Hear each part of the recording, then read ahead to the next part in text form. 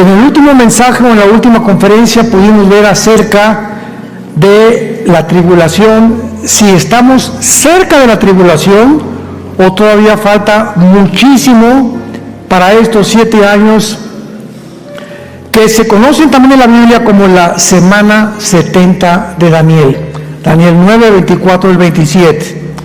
Y pudimos ver claramente que de acuerdo a una profecía de Oseas en el Antiguo Testamento, capítulo 5 y capítulo 6, realmente el período de la gracia o el período de la época de la iglesia dura 2000 años. De Adán a Abraham hubo 2000 años, de Abraham a Cristo hubo 2000 años, y ahorita casi estamos entrando a los 2000 años. ¿Por qué estamos en el 2022 y todavía no ha venido Cristo? Bueno, o la tribulación, porque los calendarios fueron cambiados. Los judíos tenían el calendario lunar, lo expliqué rápidamente, les hago un repaso del estudio pasado, y cuando el Papa Gregorio, 350, 400 años después de Cristo, cambió el calendario lunar de los judíos de 360 días, el Papa Gregorio lo cambió al calendario de 365 días, minutos y segundos, que es el calendario que pues hace más o menos, ¿verdad?, 700, 800 años, el mundo cristiano o occidental hemos llevado a cabo. Entonces, esta es la razón, ¿verdad?, porque entraron años bisiestos y por aquí y por allá. Consigan la conferencia anterior o la pueden ver en YouTube. Pero nos encontramos muchísimo más cerca ya a la aproximación del calendario cronológico que Dios estableció de cada 2000 años dispensacionalmente poder efectuar el plan para su historia. Estamos en el último plan que se llama las profecías de los últimos tiempos. Y si es cierto todo esto, tal como la dice la Biblia, es lógico que Dios quiera prepararnos. Así como Juan el Bautista vino antes que Cristo para preparar el camino, el mundo se encontraba endurecido y lo primero que Juan predicó fue: arrepiéntanse. Y esta palabra, que es la más mal entendida de toda la doctrina cristiana, tú le preguntas a un cristiano qué significa arrepentirse, o la palabra metanoia, si la quieres apuntar, si te interesa, en el griego, la palabra metanoia, ¿qué significa? No te van a saber contestar. Bueno, pues es sentir dolor por el pecado, etcétera, etcétera. Judas tuvo remordimiento, mas no arrepentimiento. ¿Ves la diferencia? Entonces no simplemente es, pues me siento mal de lo que hice, ¿verdad?, perdóname. No, tiene que haber un arrepentimiento, que significa ir caminando en un solo lugar, y no solamente me duele, sino darte una media vuelta completa y caminar en sentido contrario. Ese es el arrepentimiento, significa cambio de mente, de corazón y respecto al pecado. Dios quiere en este momento que todos ustedes que nos están escuchando se arrepientan. Oiga, ¿qué quiere decir usted con eso? Bueno, ¿cuáles fueron las últimas palabras de Jesús? ¿Dónde se encuentran las últimas palabras de Jesús? No en los evangelios, en Apocalipsis 2 y Apocalipsis 3. En las 7 iglesias, o los 7 mensajes a las 7 iglesias del Medio Oriente, o del Asia Menor, que son Éfeso, Esmirna, Pérgamo, Laodicea, etcétera, etcétera. Y estas últimas 7 mensajes de Cristo a las 7 iglesias, a 5 les dice que se arrepientan. No estamos hablando al mundo ya, le está hablando a los miembros de las iglesias. Pero ¿por qué querrá Cristo enfatizar de 5 iglesias, 2 se salvaron, que necesitaban arrepentirse, y después revelarles todo el libro del Apocalipsis?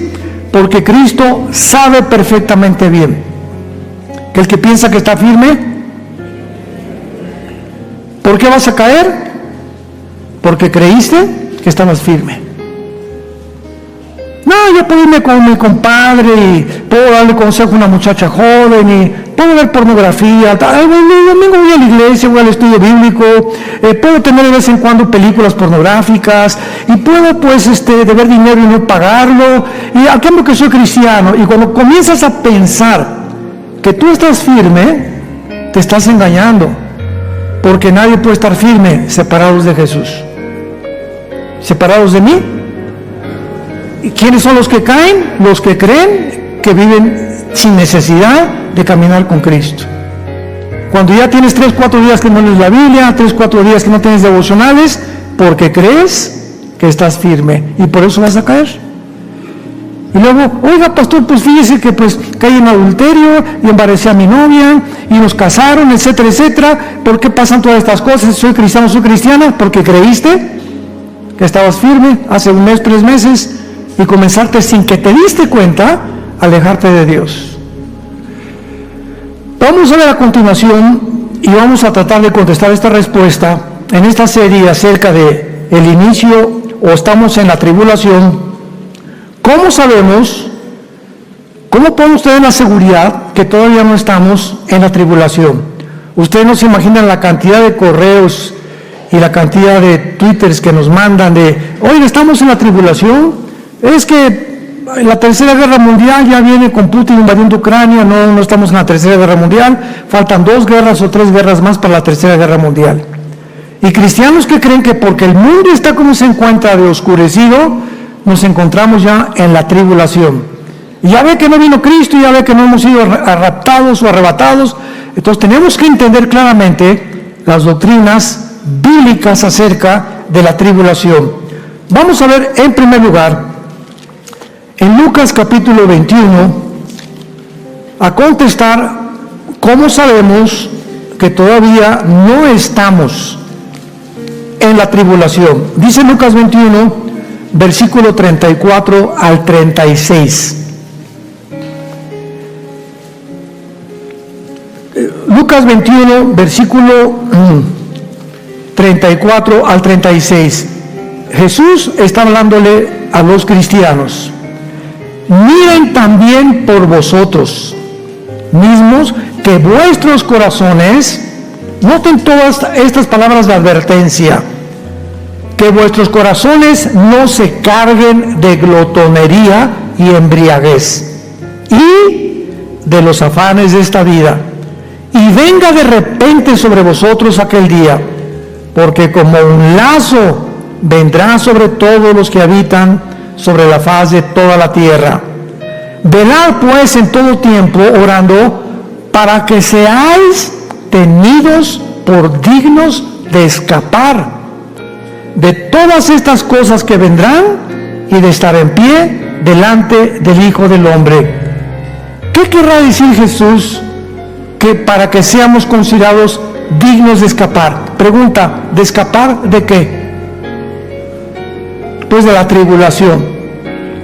Aquí claramente dice Cristo que la iglesia no va a atravesar la tribulación. ¿De qué otra cosa quiere que escapemos? De escapar de todas estas cosas que vendrán sobre los habitantes de la tierra. Entonces, mientras la iglesia esté aquí en el mundo, ¿verdad?, no nos encontramos en la tribulación. Vean otro pasaje en la primera carta a los tesalonicenses. Dichosos y bienaventurados los que traen su Biblia, porque se irán en el rapto. Primera de Tesalonicenses capítulo 1, versículo 10. Y esperar de los cielos a su Hijo, el cual resucitó de los muertos, a Jesucristo, quien nos libra de la ira venidera. Jesús no está hablando de la ira presente ni de la ira del pasado. Jesús está anunciando a la iglesia de Tesalónica que viene una ira sobre el mundo, y esta ira es precisamente los 21 juicios del libro del Apocalipsis, los 7 sellos, las 7 trompetas, las 7 copas. Entonces vemos que Jesucristo nos promete otra vez en este pasaje que seremos libres de esta ira. Vean el capítulo 5 de Primera de Tesalonicenses, de la misma carta, versículo 2 al 9. porque vosotros sabéis perfectamente que el día del Señor, siempre que vean el día del Señor, se refiere a la tribulación. En el Antiguo Testamento es el día de Jehová, el día de Jehová, y en el Nuevo Testamento el día del Señor. Ustedes saben que el día del Señor vendrá como ladrón en la noche, que cuando digan paz y seguridad, entonces vendrá sobre ellos. ¿Sobre quiénes? Ellos, los que no son cristianos.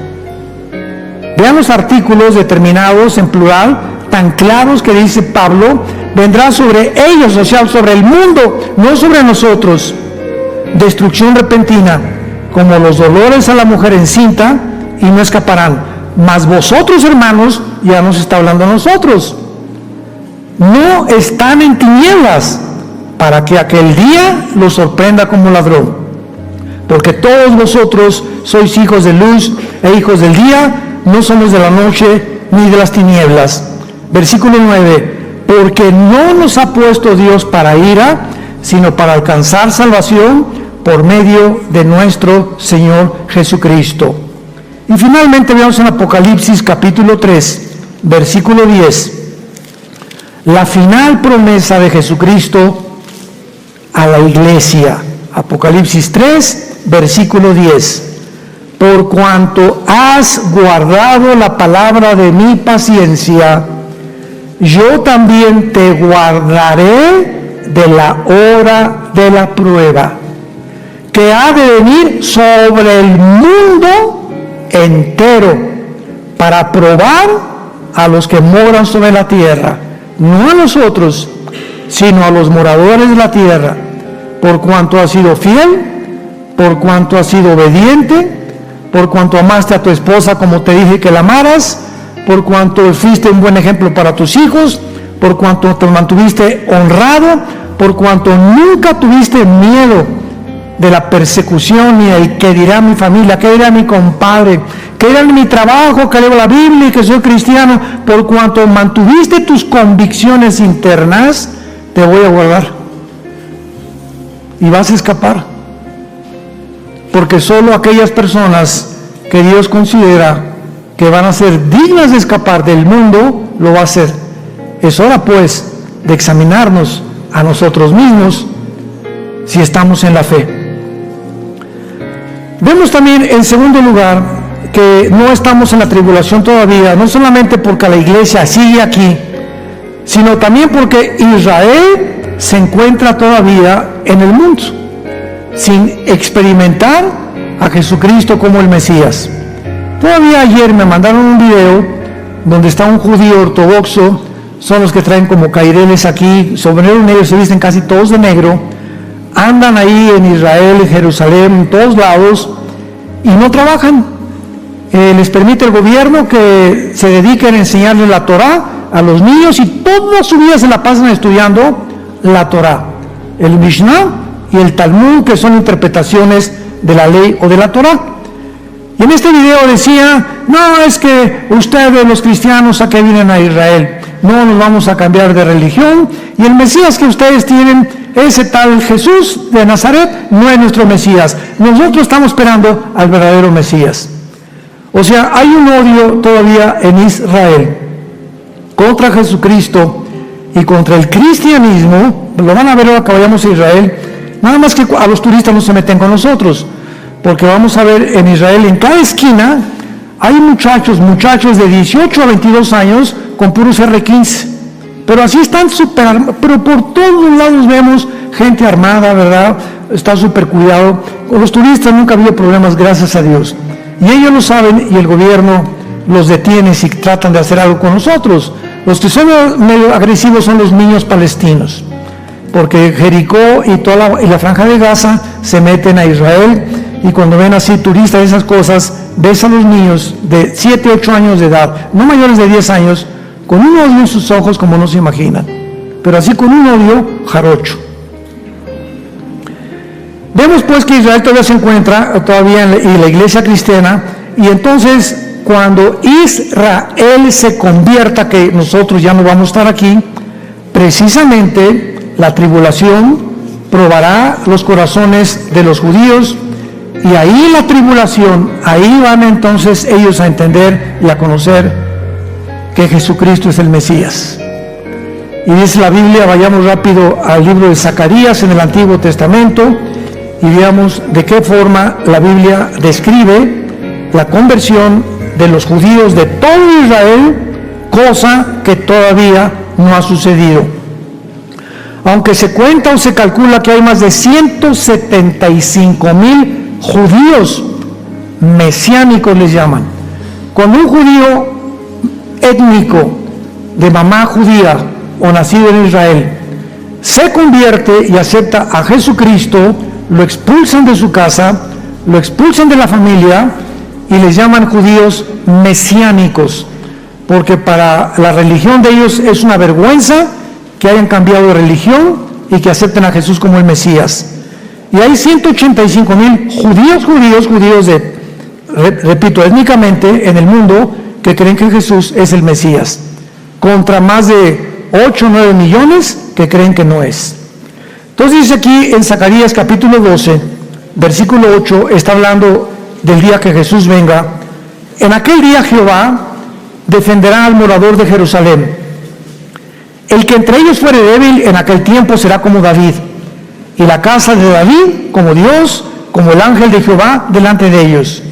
Y en aquel día yo procuraré destruir a todas las naciones que vinieron contra Jerusalén. Está hablando de la Tercera Guerra Mundial, de la batalla del Armagedón. Versículo 10. Y derramaré sobre la casa de David y sobre los moradores de Jerusalén espíritu de gracia y de oración, y mirarán a mí, a quien traspasaron, y llorarán como se llora por hijo unigénito, afligiéndose por él como quien se aflige por el primogénito. Vemos pues que cuando aparezca Jesucristo, los judíos finalmente mirarán al que traspasaron. Jesucristo va a traer las mismas huellas en las manos y la huella del costado del centurión romano que atravesó desde abajo su costado del lado izquierdo al lado derecho. El centurión romano le atravesó el costado a Cristo para asegurarse que realmente Jesús estaba muerto. Porque en aquel tiempo, para asegurarse los soldados romanos que un crucificado estaba muerto, le rompían las rodillas, los meniscos de las rodillas, para que se colgara, y si no estaba muerto, se moría de asfixia. Pero cuando el centurión pasó con Cristo, estaba escrito en el libro de Deuteronomio que no le iban a romper los huesos a Jesús. Y cuando el centurión pasó por Jesucristo, vio que estaba muerto. Él era experto en muertes, pero dijo, como decimos en México, por si las moscas, ¿verdad? Por si aquello que pueda quedar, mejor lo atravieso. Porque si me bajaban a alguien que estaba vivo, a los soldados los mataban. El gobierno romano no podía perdonar que bajaran a un crucificado vivo o que estuviera agonizando. Tenían que morir en la cruz. Y por eso lo atravesaron de lado a lado a Jesucristo. Ahora muy bien, ¿qué va a suceder mientras tanto en el mundo que nos encontramos actualmente cuando la iglesia termine con el rapto y el mundo se acerque a los próximos juicios de Dios? ¿Y qué va a pasar también con los eventos que están por suceder? Y se los voy a ir enunciando uno por uno. Número 1, la Biblia profetiza que el carácter del ser humano se deteriorará más y más y más, y el mundo se va a precipitar en una espiral cada vez más profunda de engaños demoníacos, de mentiras hacia su propia destrucción cada día más rápido. Y lo hemos visto en los últimos 3 años. Decía yo en mi conferencia anterior que cuando dice Daniel 8:23, que cuando el anticristo surja, Daniel 8:23, cuando llegue al colmo de la maldad el mundo entero.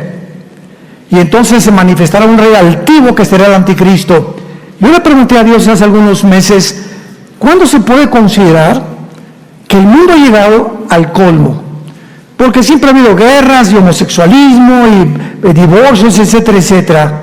Pero jamás en la historia, nunca, el mundo llegó a lo que ha llegado en el siglo XXI, de atreverse las naciones de legislar la pedofilia. No hay más maldad que esta, no puede haber más maldad que esta, que destruir a un niño sexualmente, que tratar de adoctrinar a una criatura que no tiene ni conciencia siquiera si es hombre o mujer, y decirle: no eres príncipe, vístete como princesa, princesa, vístete como príncipe, y autorizar que los adultos tengan relaciones con ellos. No hay más crimen más grande que el ser humano pueda cometer que este. Porque ni en los animales siquiera se ve esta desgracia y esta degradación a la que el mundo llega. Oremos, porque en México está a punto a pasar para legislar la pedofilia en nuestra República Mexicana. En Finlandia ya la autorizaron, en países de Sudamérica lo están autorizando, en Europa también. El mundo ha llegado a una maldad indescriptible. Más crímenes no puede ser más grande que esta maldad del ser humano. En tercer lugar, la economía del mundo empeorará cada vez más, con mayores inflaciones, provocando el aumento de precios de los productos, el estrés, la ansiedad de la gente, la avaricia, la corrupción, la ambición de los empresarios, de los banqueros, de los gobiernos, de los políticos, de los comerciantes. Vendrá una ambición y una avaricia por el dinero desmedida como jamás hemos visto en la historia. Yo tengo unos amigos en Estados Unidos que estaban afiliados a uno de los bancos más grandes del mundo en prestigio, y de la noche a la mañana le sacaron como $60,000 de su cuenta, de la noche a la mañana, y ya han mandado cartas a este banco, etcétera, etcétera, y no le han contestado, y se la están haciendo muy cansada, ¿verdad? Pero es increíble ya el cinismo con el cual los mismos bancos te pueden robar. Decía el doctor cristiano en California: los más grandes ladrones del mundo son los banqueros, porque son de cuello blanco, te roban con corbata, explotan, los intereses que cobran son inmensos, te quitan el dinero, te roban el dinero, te meten abogados para no pagarte, etcétera, etcétera. Es una avaricia y es una ambición por el dinero y por las cosas de este mundo como nunca lo habíamos visto. Esto se viene sobre el mundo. Veamos rápidamente esta verdad en Santiago capítulo 5 en el Nuevo Testamento. Está casi al final de la Biblia, Santiago, para que no te vayas a Éxodo. Y dice el apóstol Santiago que era hermano de Jesucristo. Este Santiago que escribió esta carta era hermano de Jesucristo. Capítulo 5, dice Santiago: vamos ahora, ricos, lloren y aúllen por las miserias que les vendrán. Vuestras riquezas están podridas y vuestras ropas están comidas de polilla. Vuestro oro y plata están enmohecidos, y su moho testificará contra vosotros y devorará del todo vuestras carnes como fuego. Escuchen esto: habéis acumulado tesoros para los días postreros. He aquí clama el jornal de los obreros, que han cosechado vuestras tierras, el cual por engaño no les ha sido pagado por vosotros, y los clamores que habían cegado han entrado en los oídos del Señor de los ejércitos. Han vivido en deleite sobre la tierra, han sido disolutos, han engordado vuestros corazones como en día de matanza. Han condenado y dado muerte al justo, y éste no les hace resistencia. ¿Qué pasaje más penetrante para todos aquellos que han vivido explotando a los demás?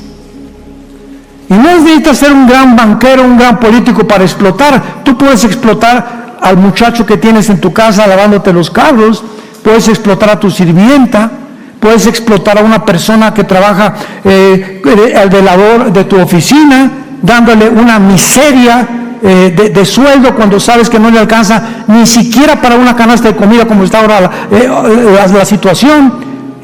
Tú puedes aprovecharte de cualquier ser humano, puedes aprovecharte de explotar. Ve una persona te lava los carros y yo a la persona les dan 3 pesos de propina a los que lavan los carros o los que andan como payasitos. Esos muchachos, en lugar de robar, están haciendo lo que pueden. ¿Cómo que 3 pesos? Ellos necesitan vivir como tú y como yo. ¿Cuánto van a poder recoger? Van 300 personas para que les dé 3 pesos, 300 pesos diarios. No, pues no les puedes dar 10 pesos de perdida. 20 pesos, te duele mucho 20 pesos. O una mujer con 3 niños cargando, vendiendo chicle, la pobre señora, ¿no le puedes dar 25 pesos? La ambición que tiene el ser humano actualmente. No, ya no hay empatía de nosotros. Ya nos vemos, ¿verdad? Y, quítate, no me ensucien mi coche. Aumentarán en tercer lugar los desastres naturales en intensidad y en frecuencia, como terremotos, tsunamis, huracanes, erupciones volcánicas. Todas estas consecuencias vendrán sobre el mundo, y lo más interesante de esto es que se juntó un grupo de hombres dirigidos por un hombre llamado Klaus Schwab, que es un político de agencias no gubernamentales, juntando a políticos. Se juntan en Suiza una vez al año para planear qué pueden hacer con la humanidad. No son gobernantes, son una élite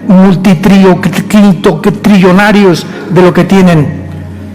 Y vemos nosotros que están tratando de propagar una cortina de humo en el mundo diciendo el clima. El clima por acá, ¿se acuerdan de la niña que sacaron creo que de Noruega, que se puso en un programa de televisión a decir que ya tienen basura, que esto y que el otro, y le están echando la culpa a todo lo que pasa al clima, cuando hay problemas muchísimo más importantes que eso, pero cuando despegan y propagan que el clima, distraen de los problemas verdaderos en los que la humanidad se encuentra. Como la inmoralidad, ¿verdad? Como el problema de los banqueros que platicábamos. Entonces, es interesante que no es el clima. Fíjense ustedes la ignorancia de la Biblia. Cuando Adán y Eva pecaron, antes del pecado de Adán y Eva, las flores no tenían espinas. Los animales no mordían, no había ferocidad. Las reptiles y las arañas, arácnidos, no tenían veneno tampoco. Todo alrededor era santa paz. O sea, la genética de las semillas de los árboles, la genética de los reptiles, de las cobras, de las cascabel, de los hienas, de los leones, etcétera, etcétera, su genética no era agresiva, no atacaban al ser humano, al grado que cuando Dios le dijo a Adán, ponle nombre a todos los animales, no le hizo león, no te acerques, ¿verdad? Porque no existía eso.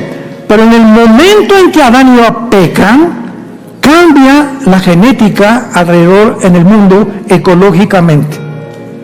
O sea, la naturaleza estaba asociada con nosotros los seres humanos y sigue estando asociada con nosotros.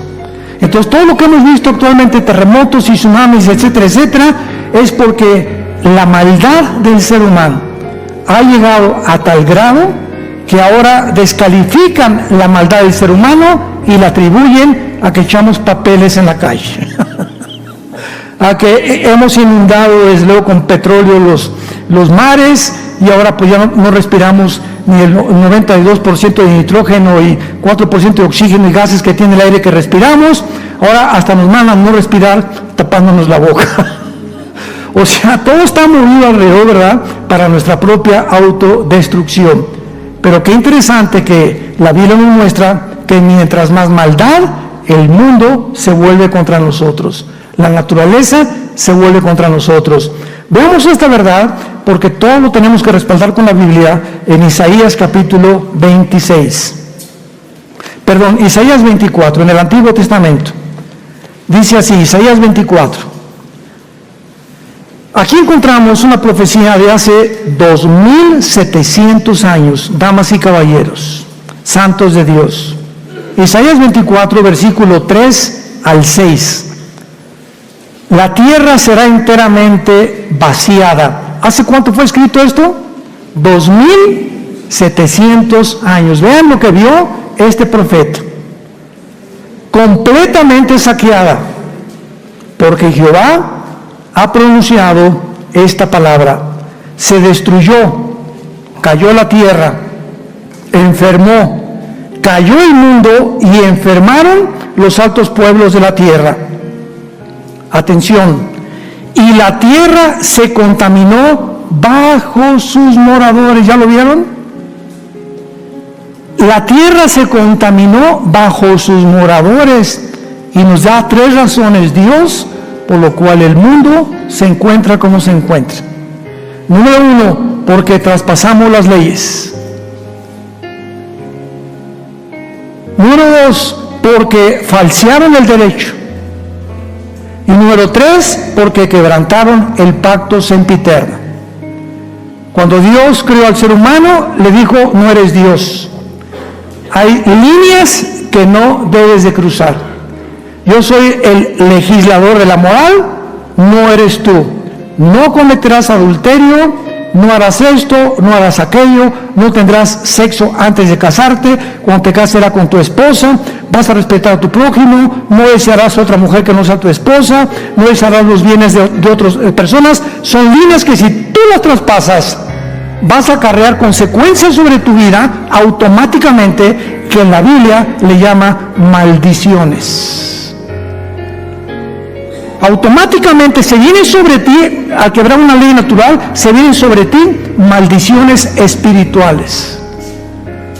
Y dice la Biblia que una de las razones por las cuales nosotros que vivimos en un mundo ya completamente saqueado y enfermo, en un abismo, es porque los seres humanos han falseado el derecho. En segundo lugar, no hay justicia, hay una injusticia, una explotación, como lo vimos en Santiago, a las clases menores, a las clases pobres, a las clases que no tienen para poder quejarse.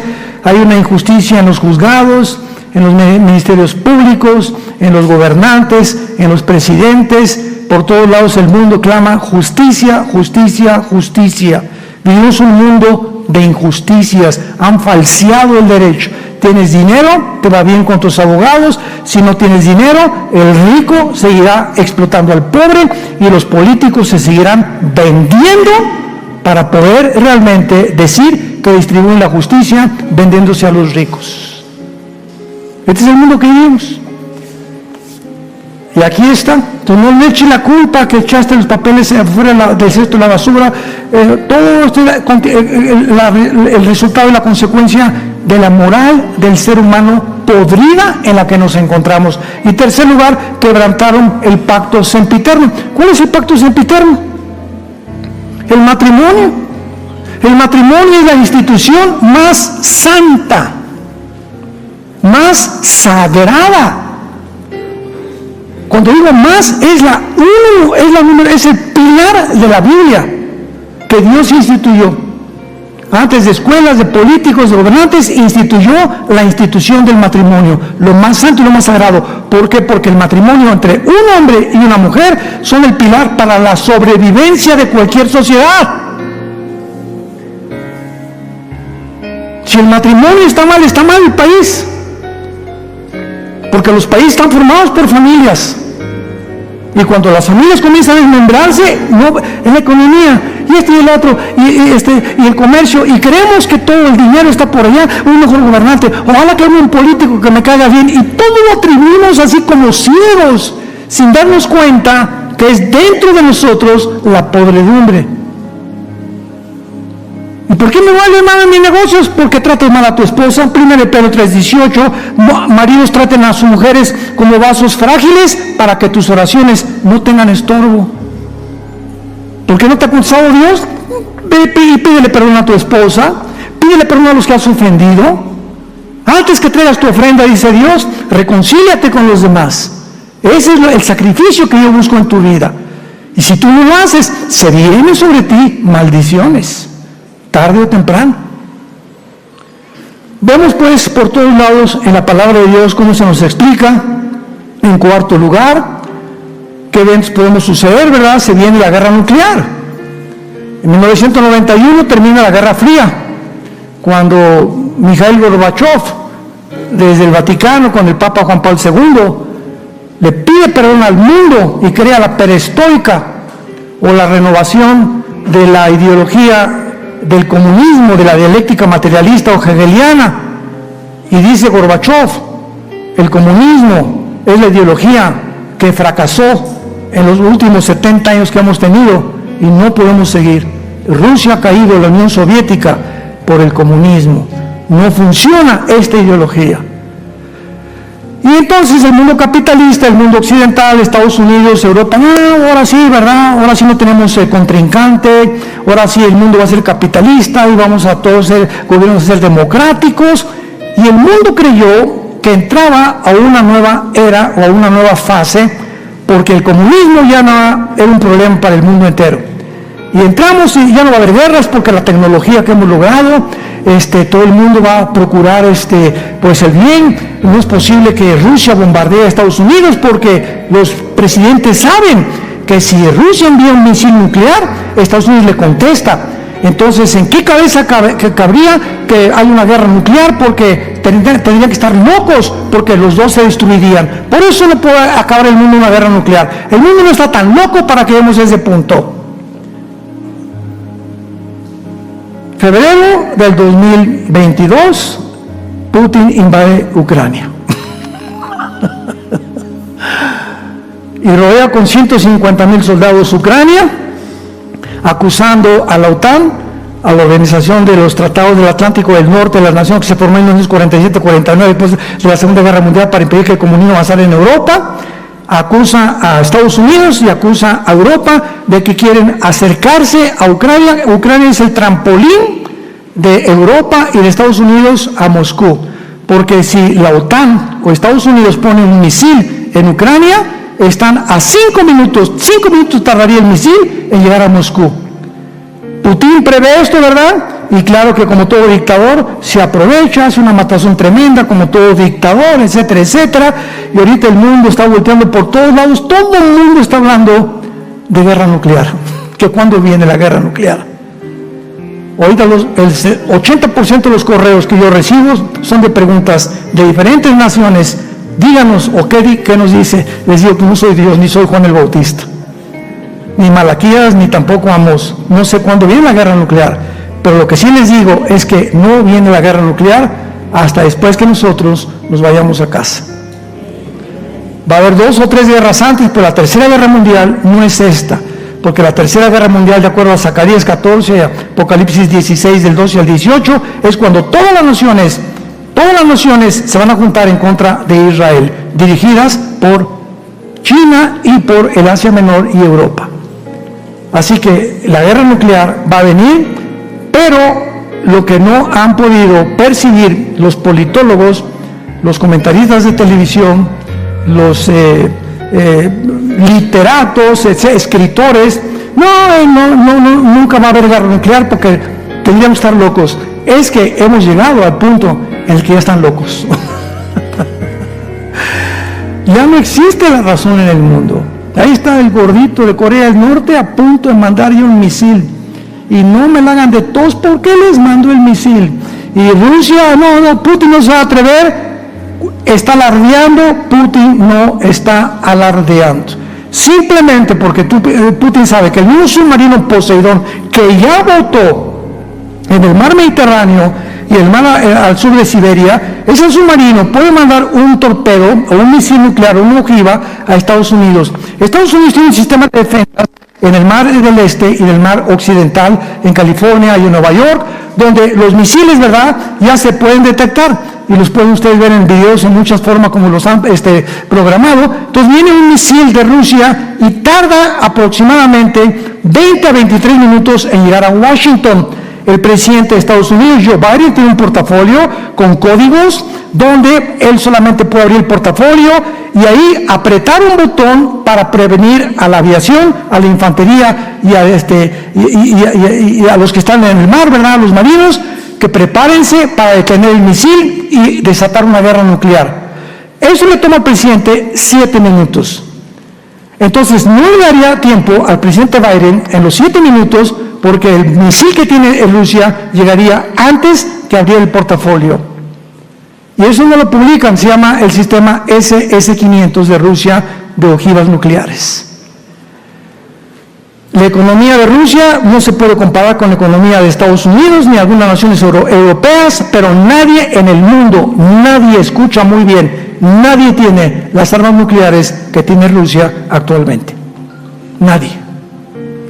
Tiene los cañones y tiene los misiles más sofisticados que nos podamos imaginar y los drones más inteligentes que podamos imaginarnos. Así que Putin no tiene miedo. Y si que va a mandar a esa, lo va a mandar, y no tarda en mandarlo. Y Israel no tarda en mandar y destruir las bases de Bushehr junto al Golfo Pérsico para destruir los temas de las plantas nucleares que Irán está tratando de construir con las centrifugadoras, el uranio 235 para fabricar más bombas atómicas. Es el mundo que nos encontramos. Estamos a punto de explotar. Y tú leyendo el Calimán todavía. Viniendo a la iglesia sin Biblia, creyendo que estás firme. Ya no tienes devocionales con tu casa, ya ni das gracias por la comida y los alimentos. Antes de orar ya tomas a tu esposa, vamos hijos a la sala, vamos a orar todos. Señor, cuídanos, guárdanos, Padre Santo. Véngase mi Pepito, ¿a dónde vas? Voy a la escuela, mi Pepito, venga para acá. Le pongo sus manos, Señor, en el nombre de Jesús, bendice mi Pepito. Va a la escuela secundaria, guárdalo de tanta contaminación, de tanta maldad que hay en las escuelas. Ya hemos perdido nuestro primer amor. Tu cristianismo es del domingo nada más. Y sin que nos demos cuenta, creyendo que estamos firmes, vamos a caer. Y no vamos a poder escapar de todas las cosas que se vienen sobre el mundo entero. En sexto lugar, la agenda global continuará influenciando a la mayoría de las naciones para que implementen la ideología de género. ¿Quién es la agenda global? Dirigida por Klaus Schwab, Bill Gates, Mark Zuckerberg, Musk, el de Twitter que quiere comprar Twitter, los Clinton, los Obama, etcétera, etcétera. Todos ellos están detrás de este consorcio que llevan, por ejemplo, el presidente de todos ellos se llama George Soros, un judío de Hungría. Este hombre debilitó él solo la libra esterlina, hizo que cayera Estados Unidos hace algunos años. Él, con el dinero que tiene, hizo que cayeran los bancos, para que tengan una idea ligera de lo que es el poder de este cuate. George Soros llega a Argentina, llega a otra nación y les dice: ¿cuál es su deuda externa? Pues debemos ahí, más que pasando la lomita, debemos unos 100 pesitos. ¿Cuánto debe? Pues debemos $500 millones, es nuestra deuda externa. Aquí están los $500 millones, con la condición que implementen en esta nación la ideología de género y que enseñen en las primarias que el niño no es niño y que la niña no es niño, y que comiencen a pervertir y promover el transgénero, el homosexualismo y el aborto, y te pago tu deuda externa. Abran los ojos. Este es el mundo en que nos encontramos. Y esta es la razón por cantidad de países en Latinoamérica y Centroamérica se están vendiendo para que les paguen la deuda externa a este grupo o a esta élite de agencias no gubernamentales que tratan de implementar esto satánicamente, destruir la familia. Todo aquello que destruya la familia, el diablo se viene como un misil nuclear espiritual contra el mundo en los días que estamos viviendo. Y su principal objetivo, escúchame, su principal objetivo son los niños. Son los niños. Ahora puedes entender por qué en Disney, ve a Disney allá en Orlando, en Florida, o en California, llegan los niños a Disney y les entregan un papel: por favor, aquí dentro de Disney, el que fundó Disney y el paraíso de los niños, por favor, no puedes aquí en el parque infantil de Disney decirle a nadie él o ella. Háblales en términos neutros. Aquí no hay hombres ni mujeres. Y si alguien te dice que eres una princesa, tú no te puedes quejar. Tienes que decir: sí, soy princesa. ¿Lo aceptas? No, no lo acepto. Pues te sales, no entras a Disney.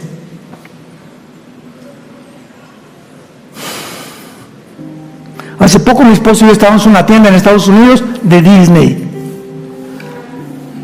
Y venía una hermana con nosotros y: ay, mira, Disney, le quiero comprar. Le dije: hermana, si usted compra ahorita algo en Disney, independientemente que va a haber ropa, que ya descaradamente ya dice: para niño y cosas así, y con álbumes de cómo pueden decir volverse a otro género.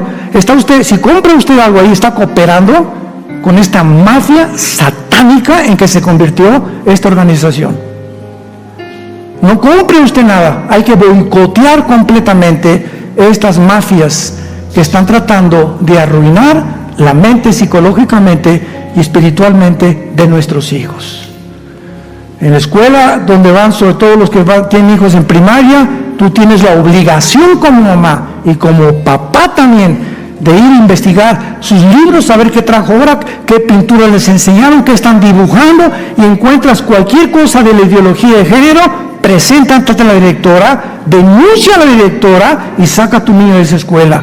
Y prefiero, como decía la mamá de los Wesley, que tuvo 10 hijos, prefiero que mis hijos sean burros y santos a que sean inteligentes y diablos.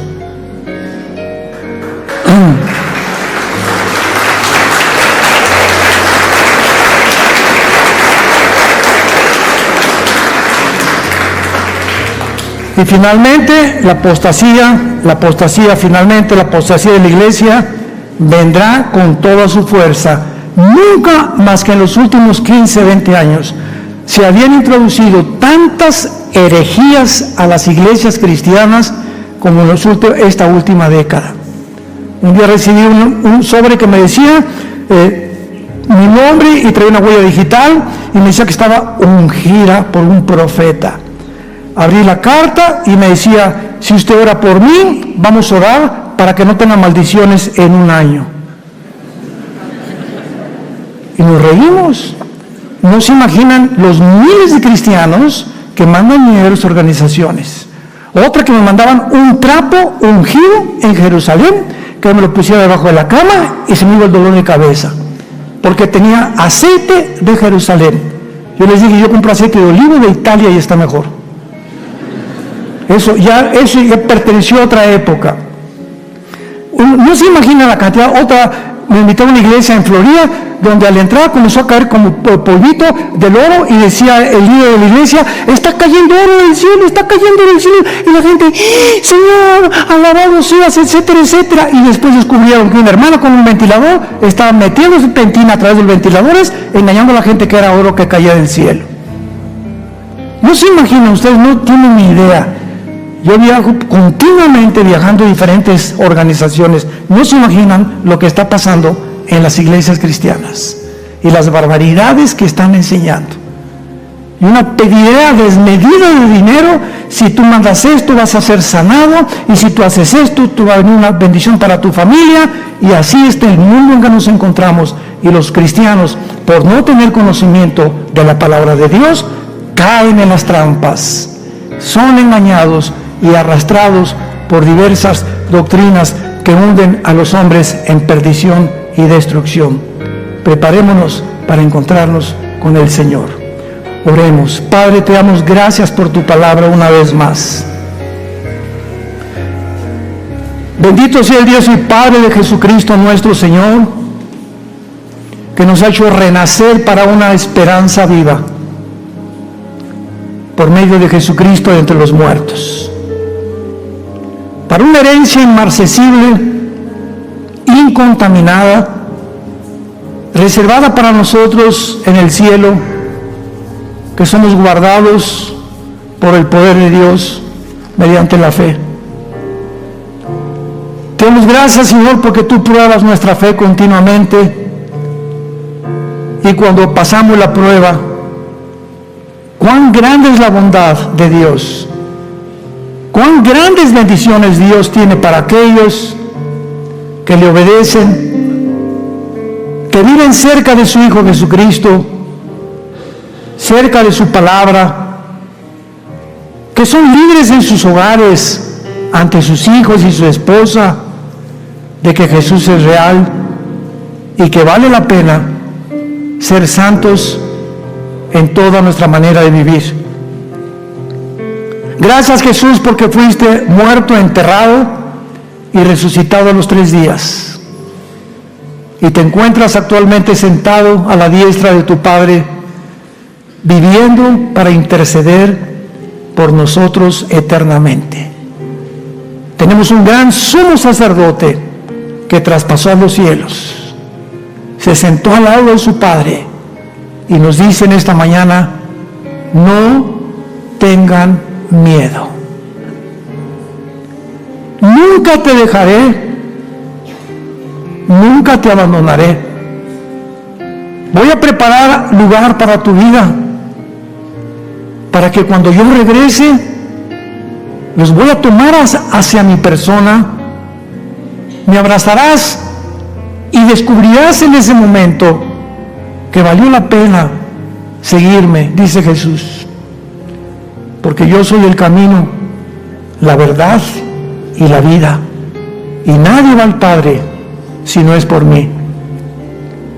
Entrégale tu vida en esta mañana a Jesucristo si no lo has hecho.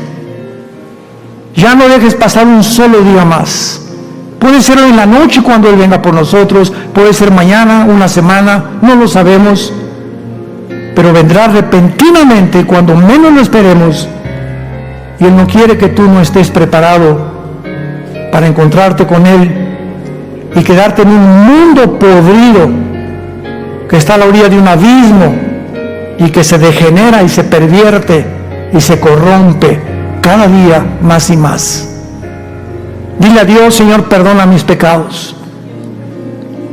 Creo que en la cruz pagaste con tu sangre por ellos, que a los 3 días resucitaste de los muertos, y que ahora, porque vives, te pido que entres a mi corazón en este instante como mi Señor y mi Salvador. Dulce Jesús, te amo con todo mi corazón por lo que hiciste en esa cruz en mi lugar y por darme este perdón que yo no merecía y la vida eterna. En tu nombre santo. Muchas gracias, Jesús. Amén. Gracias a Dios por esta palabra.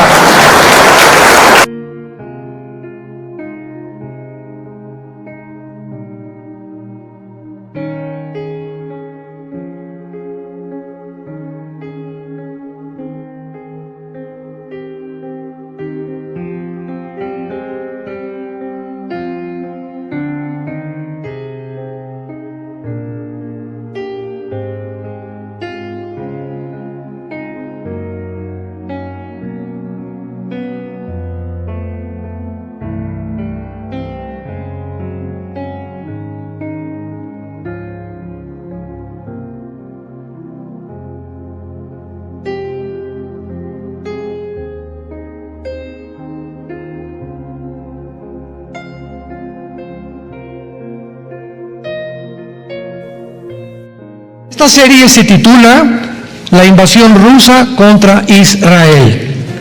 La invasión rusa de Rusia contra Israel, Ezequiel capítulo 38 y 39 del Antiguo Testamento. Vamos a ver en esta serie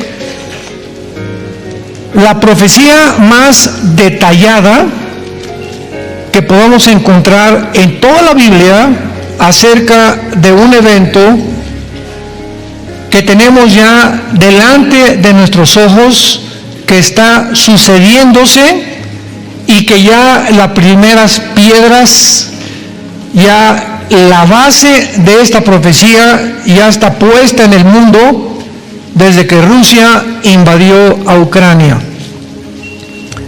Y antes de entrar en materia, solamente veamos algunos puntos importantes para contestar sobre: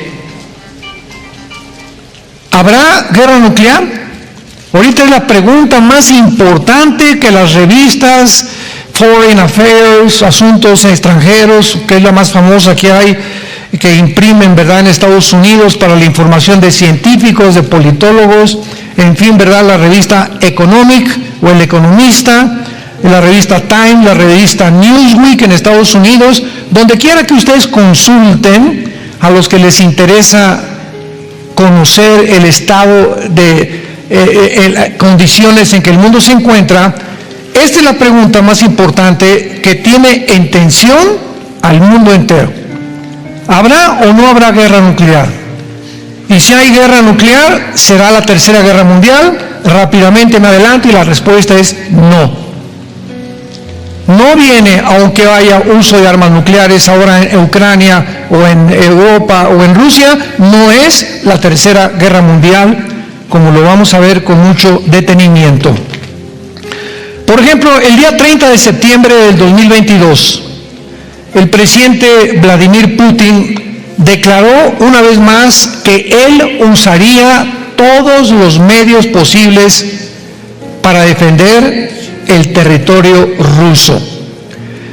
Una de las cosas más importantes que tenemos que descubrir también es que no podemos hablar, Putin es un monstruo, está haciendo estas cosas, pobres ucranianos, o Estados Unidos está tratando de defender a una nación indefensa, etcétera, etcétera.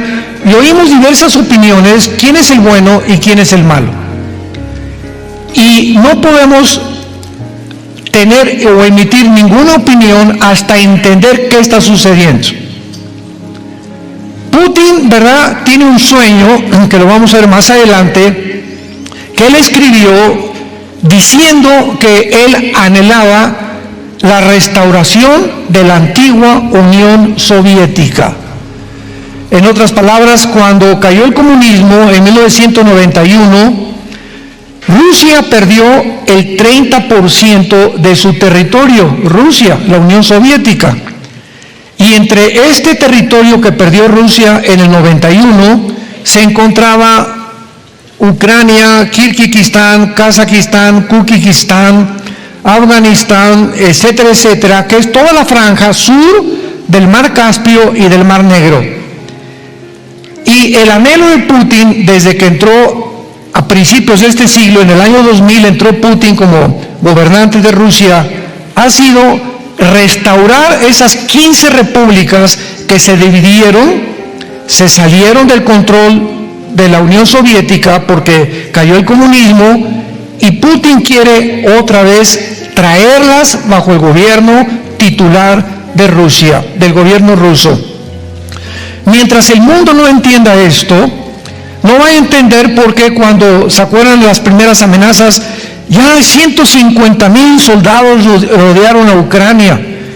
Y politólogos, filósofos, escritores, no tenemos pensado, no está tan loco el mundo como para que Putin invada Ucrania. No lo va a hacer. Sin embargo, 1 o 2 semanas antes, lo pueden ver ustedes en YouTube, en las conferencias que dimos, y yo no soy profeta, ni los que predicamos somos profetas.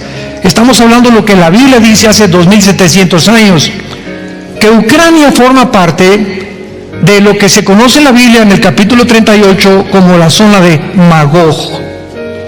Estoy contigo, oh Gog y Magog, le dice Dios en el capítulo 38 a Gog, que es el título de un líder, o de un capitán, o de un zar. Entonces, en este caso, Gog podría ser, tal vez ya sin ningún lugar a dudas, Vladimir Putin, que es un líder. Y Magog es la zona geográfica de todo el sur de Rusia, comenzando desde el oriente de Rusia, Lituania, Estonia, Latvia, tal vez Finlandia, Kirguistán, Kuzbekistán, Kazajistán, etcétera, etcétera. Todas esas repúblicas que se separaron en el 91 pertenecen a la zona geográfica de Magog. Cuando venimos a la Biblia, no encontramos el nombre de Rusia, no encontramos el nombre de Irán, no encontramos el nombre de Turquía, tal como lo conocemos desde el siglo XX. ¿Cómo sabemos entonces de que estas naciones son a las que el Espíritu Santo se refería? Bueno, la forma como nosotros descubrimos que son las naciones que actualmente se llaman Rusia, Irán, Turquía, es por la zona geográfica en la que se encuentran. Y cuando en esta profecía dice, vendrán de los últimos límites de Israel del norte, la invasión, si tú tomas ahorita una mapa y pones una regla de Israel hacia el norte, llega a Moscú. No hay más naciones al norte más que Moscú. Por eso sabemos claramente que cuando el Espíritu Santo nos delinea estas claves, sabemos qué zona geográfica se encuentra.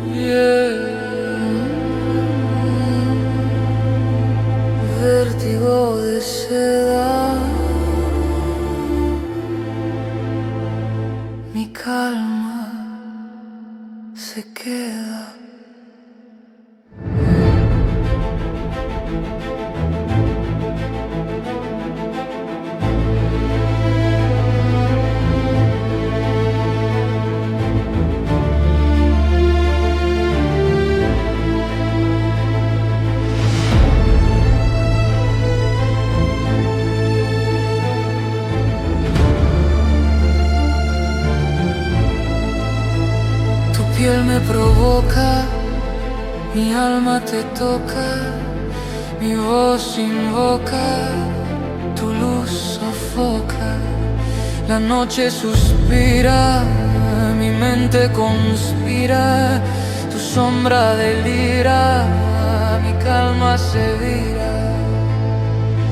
Vértigo de seda, mi pecho en caída, tu culpa metida, mi fe prendida.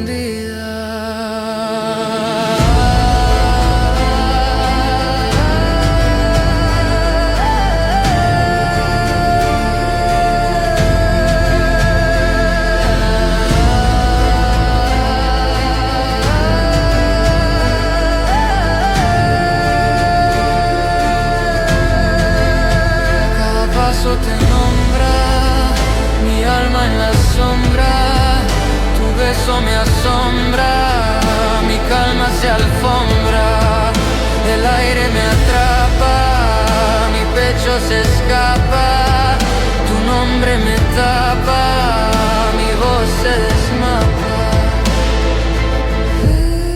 Vértigo de seda, mi trama encendida, tu luz prendida, mi piel vencida.